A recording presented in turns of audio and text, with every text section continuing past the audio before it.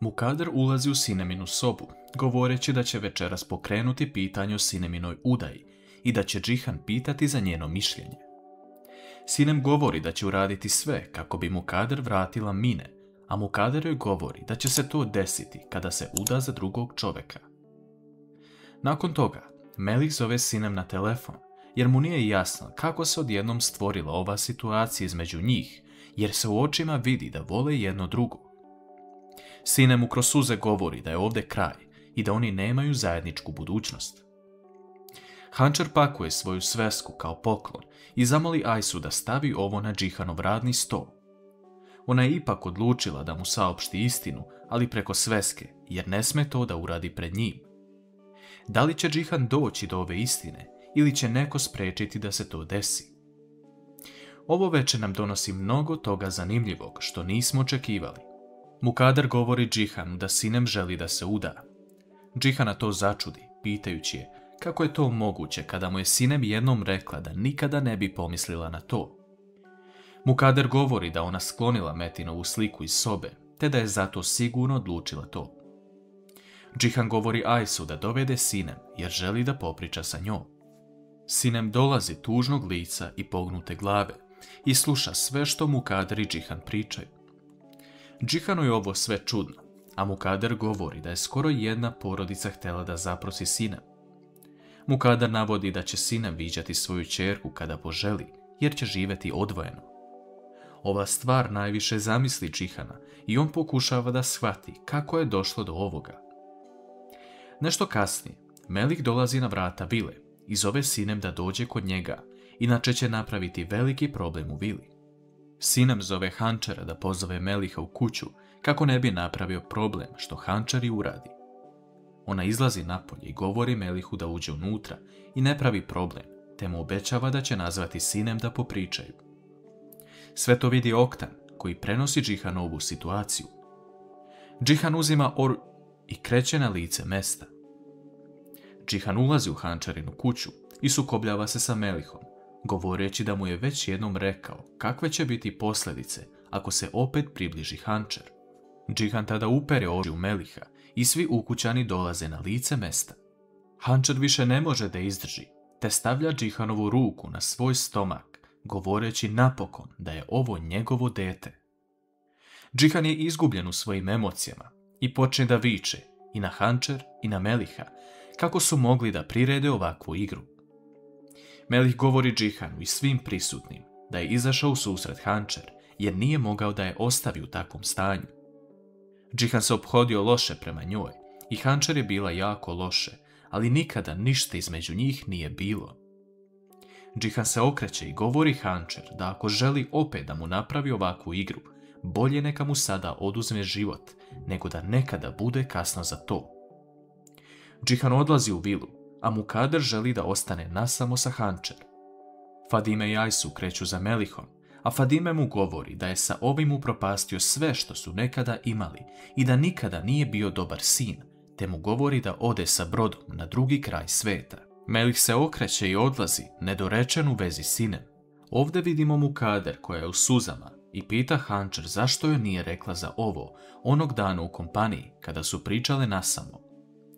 Hančer joj govori da se ništa ne bi promenilo da je rekla za ovo, ali Mukader tada prolaze kroz glavu reči koje je rekla Nusretu. Mukader govori Hančer da je sada mora slušati jer su se jako loše stvari desile i da se mora zaključati u svoju kuću sve dok joj ona ne da znak da izađe. Hančer je zbunjena šta Mukader govori, ali tada Mukader priznaje da je naručila oduzimanje Hančerinog života i da sada želi da je spasi jer nije znala za ovo. Mukader kasnije ulazi u vilu i pokušava da nazove Nusreta, ali njegov broj je nedostupan. Nusret govori Bejzi da posljednji put ide da prlja ruke i onda će zajedno otići odavde. On mora da obavi ono što im je Mukader naredila kako bi dobili potpis za bogatstvo porodice Deviloglu. Bejza se nada da ništa neće krenuti po zlu jer su sada na ivici da dobiju sve.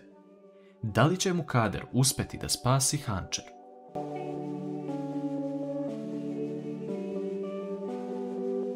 Džihan je ljut na sve oko sebe, ali tada Mukader ulazi u njegovu kancelariju i govori mu da ga sve razume i da je u pravu, ali ga moli da ništa loše ne uradi. Ona priznaje da je dolivala ulje na vatru, ali Džihan govori da će uzeti dete kada se rodi, a da će Hančer shvatiti šta je čežnja. Mukader moli Džihana da to ne uradi, jer ne želi da izgubi drugog sina. Džihan tada izlazi napolje i odlazi sa automobilom. Mukader odlučuje da ode kod Bejze i Nusreta, ali tamo samo vidi Bejzu.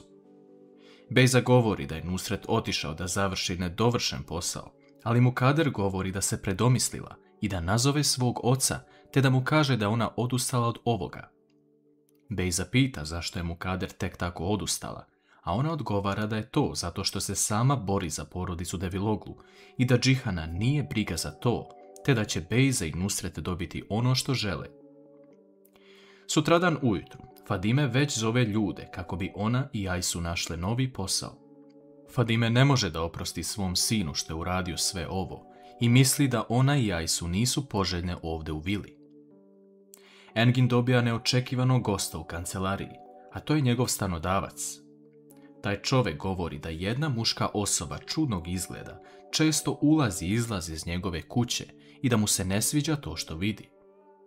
Enginu nije ništa jasno, te on govori da su u kući samo on i njegova verenica Sila, ali taj čovjek govori da je to video svojim očima i da nešto nije u redu. Nakon toga, Engin odlazi kod Džihana u kancelariju i pita ga zašto izgleda tako neraspoloženo kada se bliži razvod sa Bejzom. Džihan tada pogleda Enginu u oči i pita ga da li on znao za istinu. Enginu nije ništa jasno, a Džihan tada govori da je dete u Hančerinom stomaku Džihanovo. Engin je zbunjen ovim što čuje i pokušava da shvati kako su mogli pogrešiti u proceni, jer su obojica sumnjali na Hančerin i Melihov brak. Džihan govori da to više nije pitanje, već da bi on živeo sa tim da ne zna da je to dete njegovo. Engin govori Džihanu da moraju saznati zašto je Hančer ovo krila od njega, jer mora postojati dobar razlog za to. Džihan odlučuje da ode u vikendicu da se odmori od svega i bude sam. Hančer zove Džihana i moli ga da dođe kod nje u kuću da popričaju o svemu, ali on joj samo govori da se Hančer uopšte ne razlikuje od Bejze, jer su obe uskratile njegovu ljubav za sinom. Hančer odlazi kod Ertugrula kako bi potražila Džihana, ali on govori da nije dolazio ovde. Hančer saopštava Ertugrulu da je skinula svoj teret sa leđa i da je rekla Džihanu istinu, ali da sada on ne želi ni da je vidi. Ertugrul joj govori da onaj ko želi oprost mora prvo da shvati drugu stranu. Hančer se izvinjava Ertugrulu jer mora da ide i ona se u jednom trenutku seti momenata koji su ona i Džihan proveli u kući sa starijim bračnim parom. Hančer odmah odlazi na tu adresu, ali vidimo jednog čovjeka koji je prati. Da li je ovo čovjek kog je Nusret unajmio?